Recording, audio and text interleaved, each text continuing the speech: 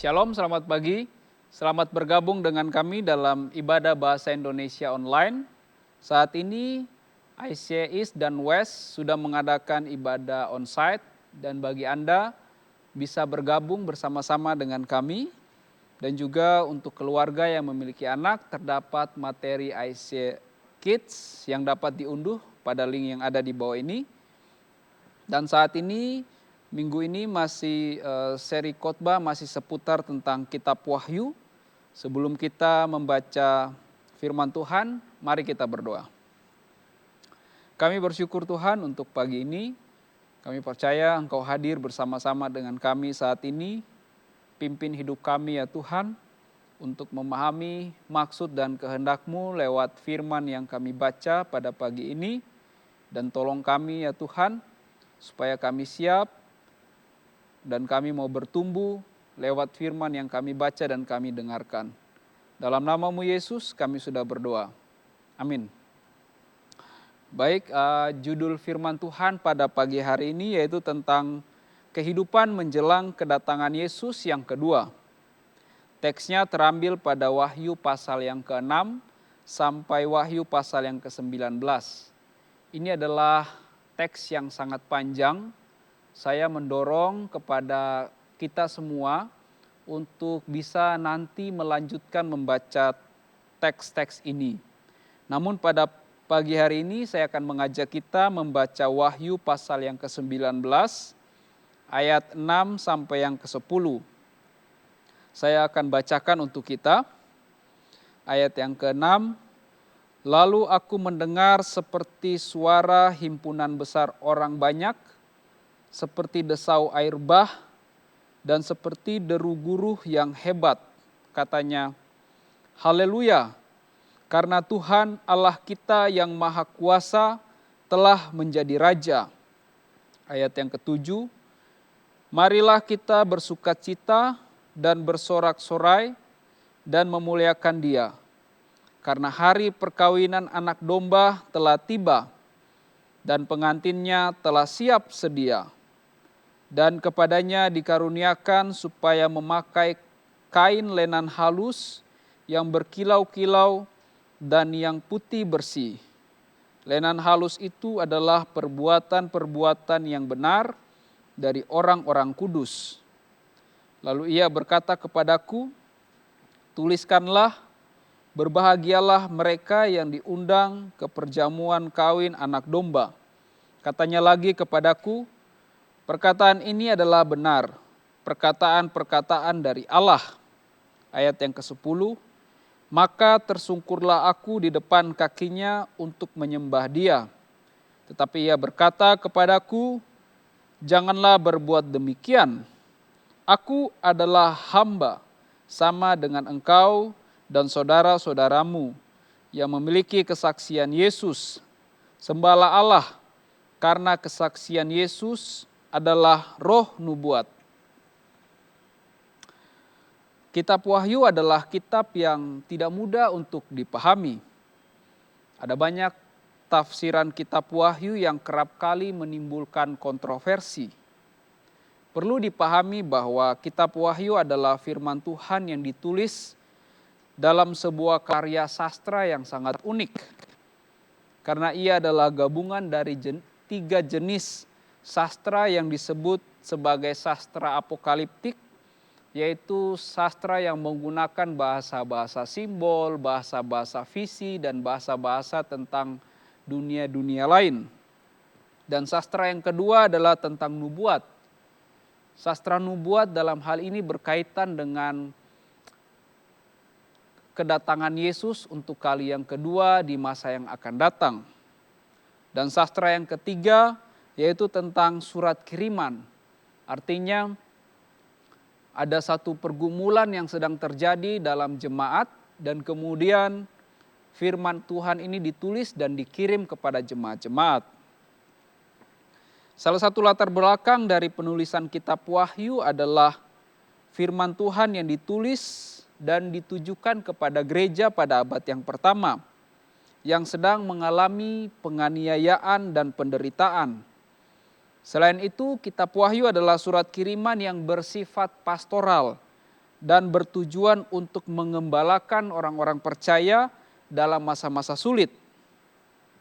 Saat ini saya mengajak kita untuk tidak terjebak pada setiap detail, tetapi melihat sebuah gambaran besar dari kitab Wahyu.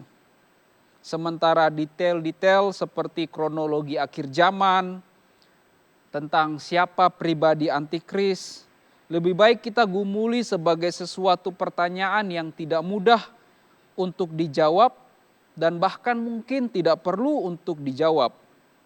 Sebab setiap usaha untuk memberi makna terhadap detail-detail dari kitab Wahyu, khususnya bila dikaitkan dengan situasi masa kini, memang tampaknya itu akan sangat menarik, namun sangat rawan, karena kerap kali itu hanya merupakan sebuah spekulasi. Dalam sejarah gereja abad yang pertama, kitab Wahyu dipakai sebagai sebuah liturgi yang terus dibacakan untuk didengarkan oleh umat Tuhan ketika mereka sedang berkumpul untuk bersekutu dalam penantian kedatangan Yesus kali yang kedua. Dan yang menarik bahwa kehidupan dalam masa penantian kedatangan Yesus kali yang kedua adalah kehidupan yang penuh dengan berbagai kondisi yang tidak menentu dan sangat mengguncang dari iman Kristen. Bahkan hari-hari ini tidak sedikit di antara kita yang sedang berjuang dalam iman, dalam menghadapi situasi-situasi yang begitu menakutkan, yang tidak bisa diprediksi, mengapa berbagai kesulitan dan penderitaan terus terjadi dan menimpa hidup kita. Dan sampai kapan keadaan yang menakutkan ini akan berlangsung dalam perjalanan hidup kita? Apa yang dialami dalam jemaat pada abad yang pertama yang menerima firman Tuhan dalam kitab Wahyu yang bisa menjadi pedoman bagi kita yang hidup pada abad ke-21 ini dalam menjalani kehidupan di bumi yang telah jatuh dalam dosa. Dalam penantian kedatangan Yesus yang kedua, kita akan menjalani kehidupan dalam masa-masa sulit. Saya tidak ingin membohongi kita semua bahwa kita akan terbebas dari masa-masa sulit saat kita berada dalam dunia yang telah jatuh ke dalam dosa. Tuhan tidak pernah berjanji bahwa masa sulit, pergumulan, penganiayaan tidak akan menimpa hidup kita sebagai pengikut Kristus. Hal ini jugalah yang tengah dialami oleh umat Tuhan pada abad pertama ketika firman Tuhan ini datang kepada mereka melalui Yohanes. Kitab Wahyu memberikan gambaran yang begitu kuat dari jemaat-jemaat yang sangat tersiksa, jemaat yang begitu menderita, jemaat yang kesusahan, dan dalam penderitaan mereka ini, jemaat membutuhkan penghiburan agar mereka bisa bertahan dalam penderitaan yang menghimpit kehidupan mereka. Penderitaan yang menimpa jemaat pada abad yang pertama ketika menerima firman Tuhan yang dikirimkan oleh Yohanes, mereka juga sangat paham akan keadaan Yohanes yang juga sangat menderita dalam pembuangan di Pulau Patmos. Jadi baik jemaat Tuhan tersiksa, pendetanya pun juga tersiksa. Mulai dari Wahyu pasal 6 sampai Wahyu pasal yang ke-16, jemaat sedang diperhadapkan pada situasi penderitaan yang hebat dari 3 rangkaian penderitaan yang digambarkan dalam simbol-simbol 7 meterai, 7 sangkakala, 7 cawan. Dalam Alkitab angka 7 itu adalah lambang dari kesempurnaan. Dalam hal ini penderitaan yang dialami oleh jemaat abad pertama benar-benar sempurna hingga membuat mereka tidak berdaya. Kenapa? Karena dari jemaat hingga pendetanya Yohanes sama-sama menderita. Di sini mereka mengalami krisis dari luar yang membuat mereka menderita, yaitu berupa ancaman benturan dengan kebijakan politik dari Kekaisaran Romawi, di mana mereka hidup zaman tanpa HAM, zaman tanpa perlindungan, di mana hak-hak mereka pun tidak dijamin. Kebijakan-kebijakan yang membuat mereka sulit untuk beribadah, mereka mengalami diskriminasi dan dianiaya sebagai pengikut Kristus. Bahkan diskriminasi yang menimpa mereka membuat mereka sulit untuk membeli maupun menjual sesuatu karena identitas sebagai pengikut Kristus. Secara ekonomi mereka menderita. Bahkan dalam sejarah orang Kristen mengalami siksaan dengan diadu melawan hewan buas dalam sejarah Koloseum yang menjadi tontonan yang katanya sangat menarik pada zaman itu. Dan tidak hanya krisis dari luar, mereka juga mengalami krisis dari dalam yang menambah beban penderitaan sebagai sebuah tubuh Kristus. Bahaya dari berbagai ajaran-ajaran sesat yang mengajarkan kepada mereka untuk kompromi terhadap dosa dan untuk melepaskan diri dari kesulitan-kesulitan hidup, hingga bahaya rasa berpuas diri dan kematian rohani.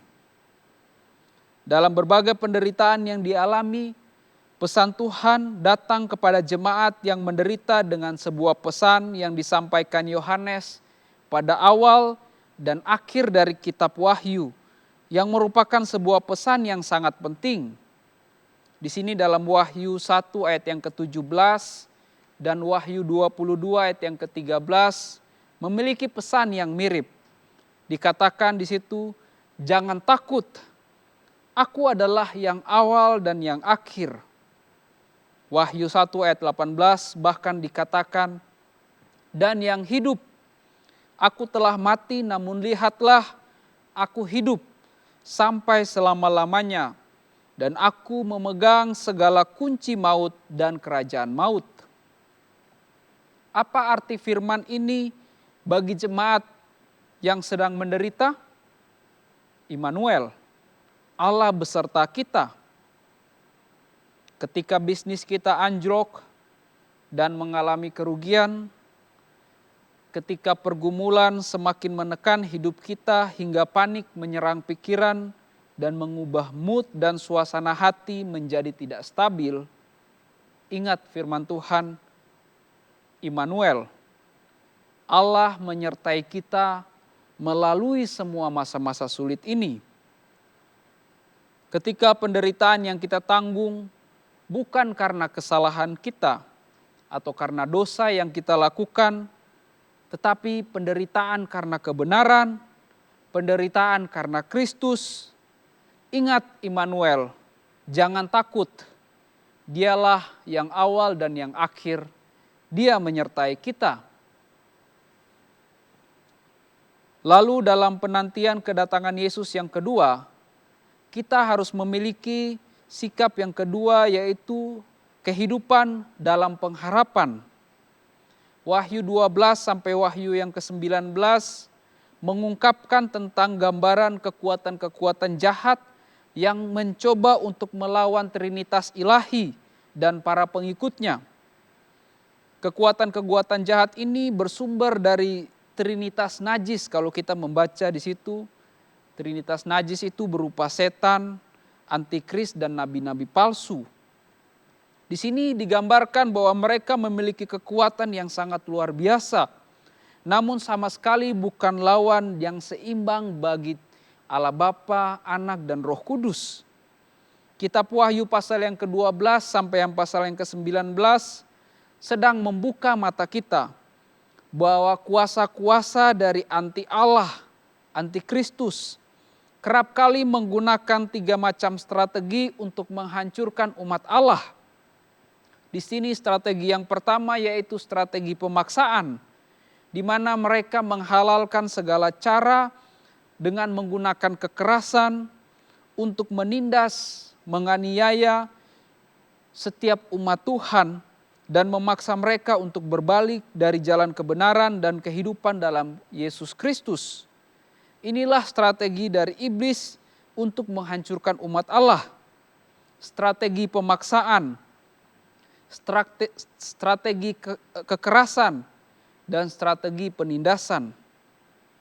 Naga yang digambarkan dalam kitab Wahyu adalah iblis yang mengilhami kebencian dan penganiayaan yang terjadi atas orang-orang percaya.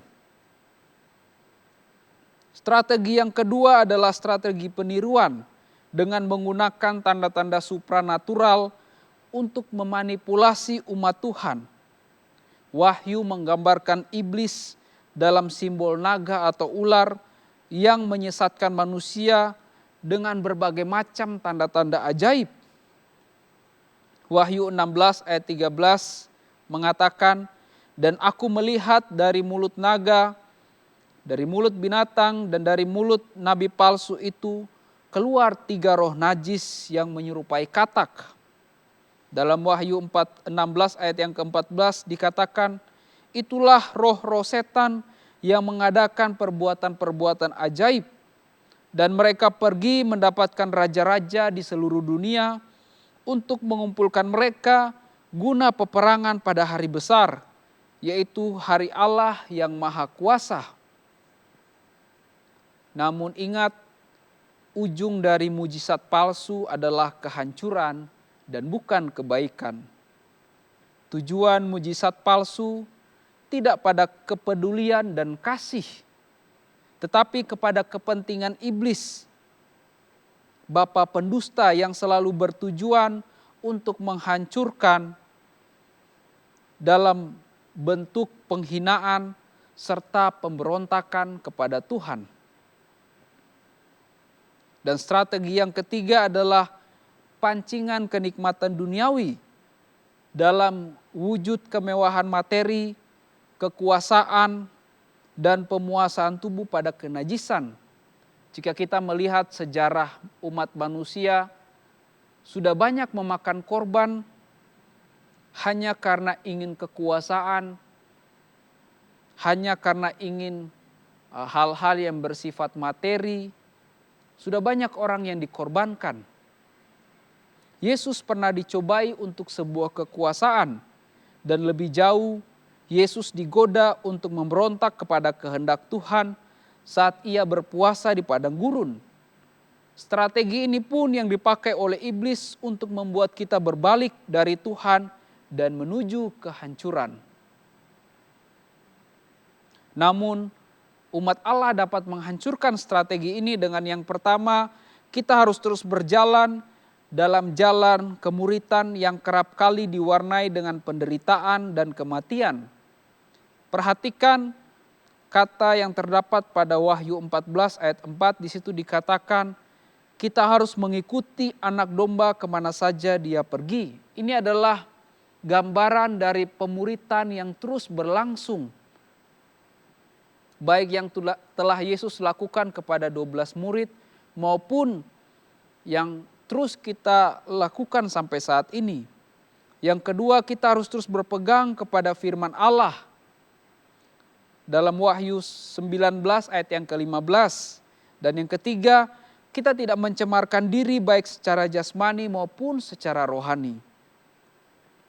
Ketika seseorang menderita, orang membutuhkan penghiburan, semangat, dan juga keyakinan bahwa dia akan menang dalam penderitaan yang dia alami. Ada jaminan bahwa ia akan menang. Dan di mana letak jaminan kemenangan itu? Yaitu dalam Yesus yang telah bangkit dan mengalahkan maut. Wahyu pasal 14 sampai pasal yang ke-17 mengungkapkan bahwa inilah orang-orang yang sudah menang dan sudah memakai jubah putih oleh darah anak domba. Orang yang menderita mendapat penghiburan yang luar biasa. Yesus gembalaku yang menjamin keselamatanku. Bahkan dikatakan musuh terakhir yang dikalahkan oleh Yesus adalah maut. Maut telah dikalahkan. Wahyu 1 ayat 18 dalam terjemahan BYMK dikatakan, "Akulah dia yang hidup. Aku sudah mati, tetapi lihatlah, Aku hidup untuk selama-lamanya. Aku berkuasa atas kematian dan atas dunia orang mati. Wahyu yang ke-20 ayat 14. Lalu maut dan kerajaan maut dilemparkan ke dalam lautan api. Itulah kematian yang kedua, lautan api. Inilah pengharapan kita dalam Yesus. Penderitaan karena penganiayaan, penderitaan karena tekanan hidup, penderitaan karena bencana alam, penderitaan karena sakit penyakit, penderitaan karena pekerjaan kuasa jahat, penderitaan karena kejahatan, hingga penderitaan karena maut, tidak akan pernah memisahkan kita dari kasih Allah dalam Yesus Kristus. Iblis telah dikalahkan, bahkan maut yang ditakuti oleh manusia pun juga telah dikalahkan. Jangan takut, sebab janji Allah beserta kita masih terus berlaku sampai saat ini. Kristus masih berdiri dan berjalan di antara kita yang merupakan tubuhnya. Yesus tidak pernah meninggalkan gerejanya, yaitu kita yang adalah tubuh Kristus. Dan inilah pengharapan dari kehidupan kita. Pengharapan yang kita terima dari Yesus Kristus akan memimpin kita pada hal yang ketiga, yaitu hidup dalam kesetiaan. Di sini kesetiaan mencerminkan keteguhan hati, ketaatan dan kepatuhan. Tuhan sedang menghendaki kita untuk memiliki iman yang teguh pada Tuhan dan hidup baginya. Firman Tuhan mengajarkan bahwa sumber dari kekuatan kita untuk tetap setia bukan berasal dari situasi-situasi yang kondusif dan menyenangkan, melainkan iman di dalam Kristuslah yang membuat kita mampu tetap setia dalam berbagai situasi yang berat dalam kehidupan kita setiap hari. Firman Tuhan dalam kitab Wahyu sedang membuka mata kita bahwa bukan faktor situasi dari luar yang akan membuat kita setia. Keadaan dan situasi dalam dunia yang telah jatuh dalam dosa tidak akan pernah memudahkan dan mendukung untuk kita tetap setia pada iman dalam Yesus Kristus. Namun dalam masa penantian kedatangan Yesus yang kedua, berbagai kesulitan, penderitaan, hingga penganiayaan adalah tantangan yang melatih dan membentuk kesetiaan iman kita yang sesungguhnya dalam Kristus. Sebagaimana yang dialami jemaat abad pertama dan Yohanes, penerima dari firman wahyu yang datang. Kesetiaan iman pada Kristus dibentuk dan diuji dari berbagai penderitaan yang terjadi atas hidup jemaat pada abad yang pertama maupun kita pada abad yang ke-21. Baik penderitaan karena tekanan ekonomi, penderitaan karena bencana alam, bahkan penderitaan yang diakibatkan oleh iblis melalui nabi-nabi palsu yang menghilami kebencian dan penganiayaan karena iman pada Kristus, maupun berbagai hal-hal yang membuat kita difitnah. Wahyu 2 ayat 10 mengatakan, jangan takut terhadap apa yang harus engkau derita.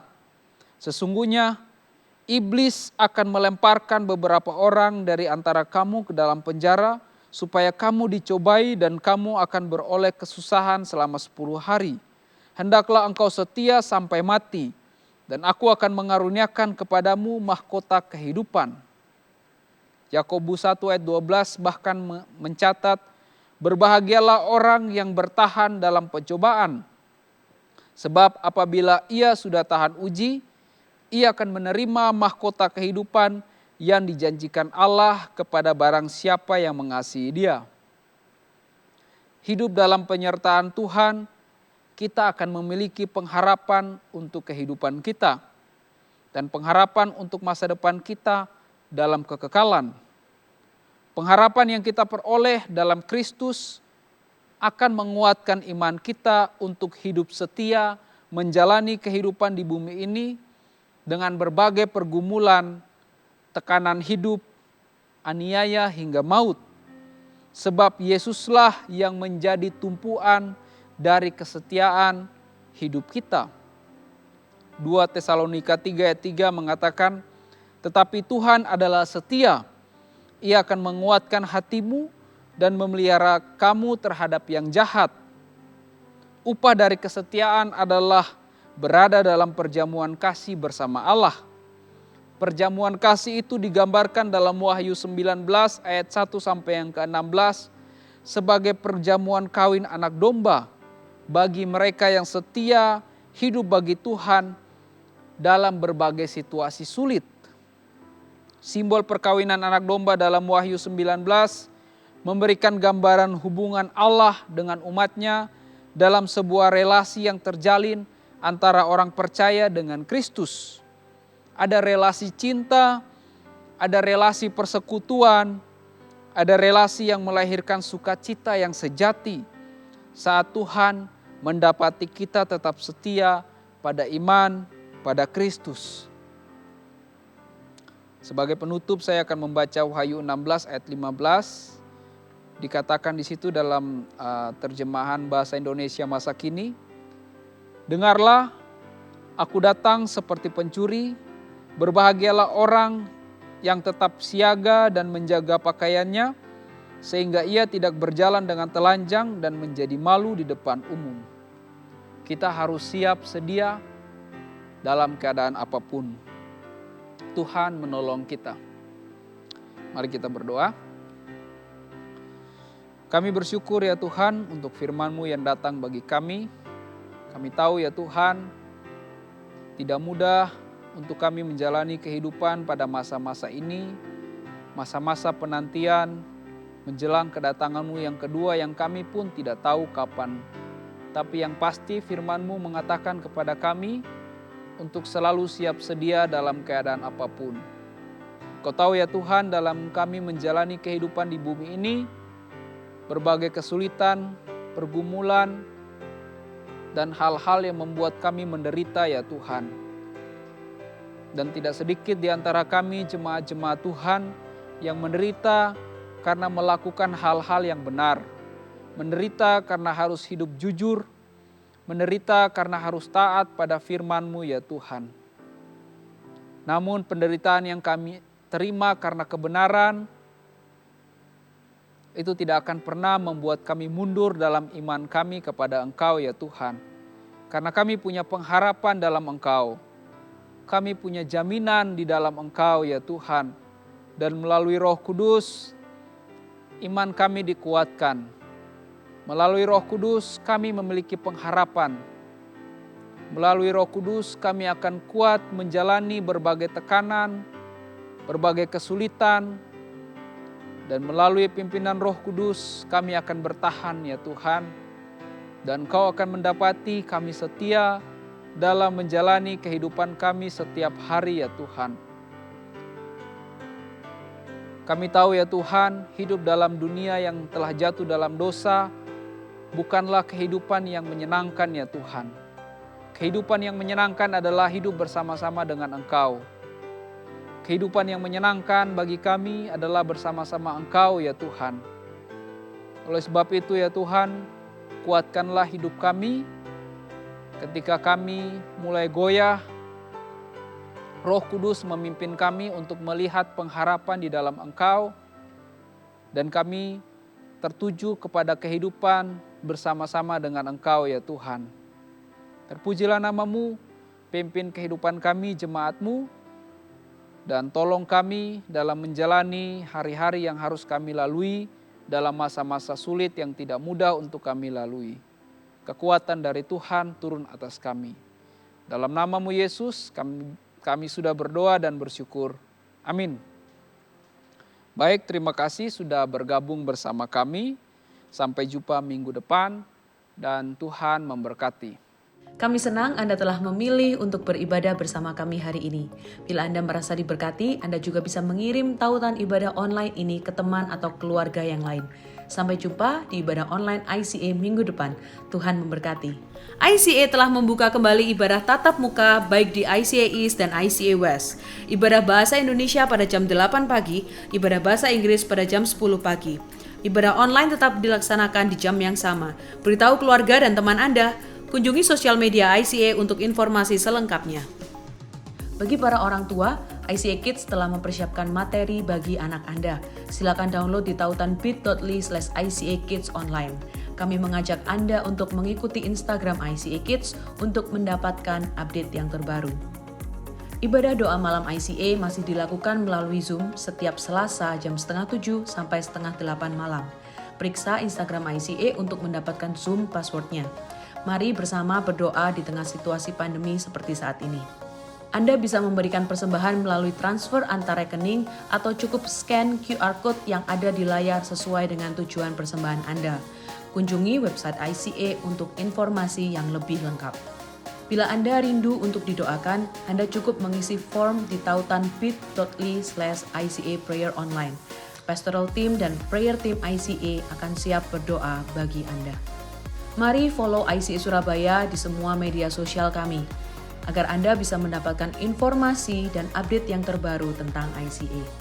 Sudahkah Anda mengikuti ibadah online ICA melalui aplikasi Church Center? Hanya dengan memilih gambar menu Church di bagian bawah layar, Anda bisa menyaksikan ibadah ICA, juga bisa berinteraksi dengan jemaat yang lainnya. Bagi Anda yang belum mendownload aplikasi ini, kami mengajak Anda untuk mencobanya sekarang. Satu aplikasi untuk semua hal tentang ICA. Tunggu apa lagi? Download sekarang juga.